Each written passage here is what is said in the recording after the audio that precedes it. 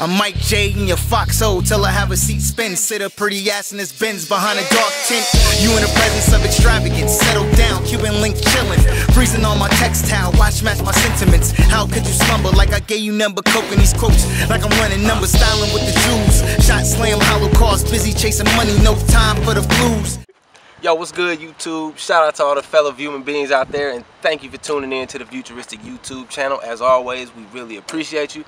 Today we are doing Viewology episode number 6, and it's called The Dangers of Victimstances.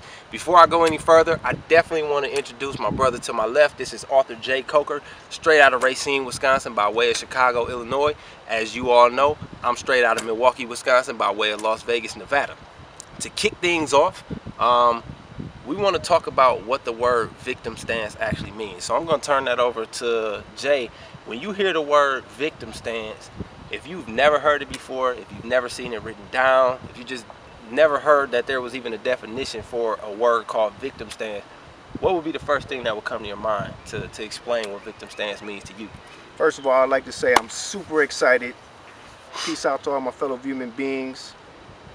The word victim stance to me, it makes me think of the first word in the term, and it's victim, being a victim. On the surface, that's what I get from it. Secondary, knowing the word firsthand, the word accountability comes to mind. I think there's a lot of people out there that like to downplay their role in society, downplay their role in relationships, and downplay their role, period. So they like to blame other people when things don't go right. To me, that's what victim stance is. But for all our human beings out there that's tuning in to watch you, brother, I think they want to hear your word. So, victim stance to me, I mean, I definitely want to echo on a lot of what Jay just said, but for me personally, the most important part of it is the whole accountability aspect of it. People like to go on to make other people believe that whatever their circumstances are, they always want to blame it on some type of external factor, never taking internal accountability for the choices that they've made, which have led to the consequences that they're currently suffering from, no matter what those consequences are. It could be your current economic status, it could be your current relationship status, it could just be anything that you can think of. There are people, unfortunately, out there who haven't taken the time to internally reflect and say, hey, maybe because of this decision that I made, it's led me to this, and which led me to that, which led me to that. They often, victim stance people, or people who suffer from the victim stance mentality, their first instinct is to put that blame on some type of external force. So let's take, for example, someone's socioeconomic status. The first thing that they're going to say is, I was born into this poverty level, or I was born into this socioeconomic status, and there's no way that I can surpass it because this is all I know. That right there is a classic example of a victim stance mentality. So, Jay, are there any examples that you can think of in your life where you've seen victim stances up close and personal, where you've seen the damaging effects of someone who has a victim stance state of mind? Or you personally, have you ever suffered from a victim stance state of mind and was able to recognize it and surpass that? Well, honestly, I think all of us, everyone in the world, has a family, a friend, somebody in their life, either close up or down the line, that leans on victim stance on a regular basis. That's the person you avoid if you don't know. But me personally, of course, I'm a human being. You're a human being, actually. I am a human being, but I haven't always had the mindset that I have now. And I've got this mindset because of the experiences that I've been through in my life. Early on, when things wouldn't go my way, of course, who wants to blame their self when life ain't going right? You always want to look to put the blame off on somebody else. That's the essence of victim stance. So of course I've seen it. I try to avoid it like the plague nowadays. Victims stay away from me. You know, but that's. And I think on my part, a big part, victim stance state of mind is a defense mechanism, because to take accountability for certain circumstances in your life, you're exposing all of your vulnerabilities. You're saying, hey people, I have flaws in this area. This is why I'm that way. And no one naturally wants to put themselves in that position to where the entire world can see straight to them because they're afraid that they're going to expose something that they don't want exposed. Another downfall to that is because if you don't recognize that early on, you'll never surpass that victim stance state of mind, and you'll go on down the line forever and ever continuously blaming external forces for your internal circumstances. A lot of people do it for self-pity reasons. They just seek that attention to say, hey, I'm the victim here. There's no possible way that my circumstances are a result of anything that I've done.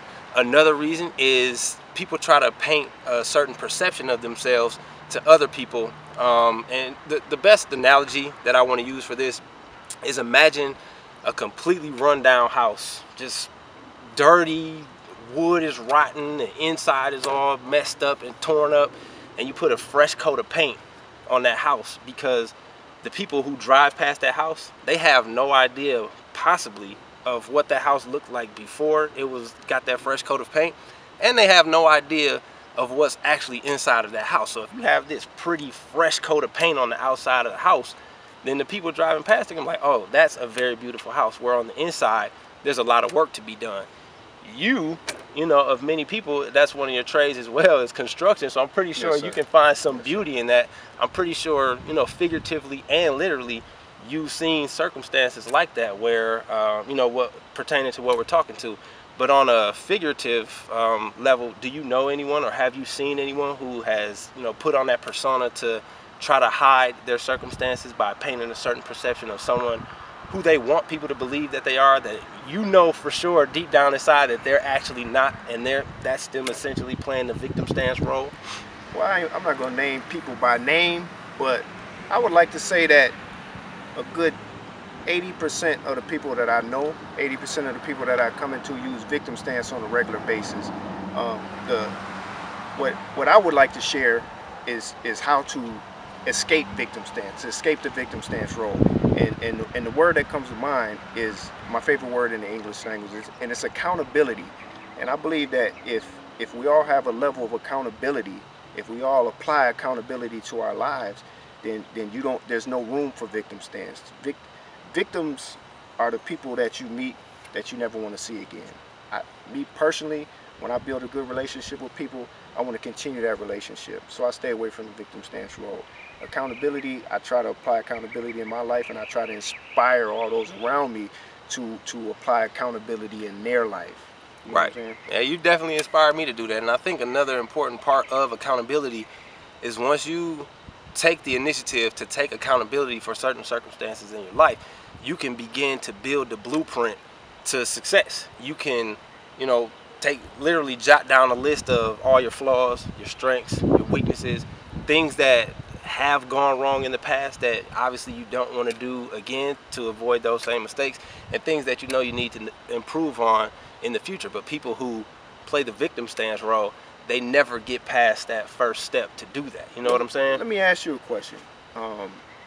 How can our viewers out there recognize people that are using victim stance, or the people that are actually using victim stance themselves? If they don't know, how can they tell? I mean, I think a big part, like the biggest red flag of that is if you ask someone about their past, or ask someone about something that they have going on, if they're so quick to point the finger at anyone but themselves, then to me that's a clear sign that they possibly have a victim stance mentality. No matter what it is, if the first thing that they do is point their finger to something else, then that is probably a good indication that that person has a victim stance mentality. So if your life ain't right, and it's always somebody else's fault, you're probably a victim. That's right. You suffer from a victim stance mentality.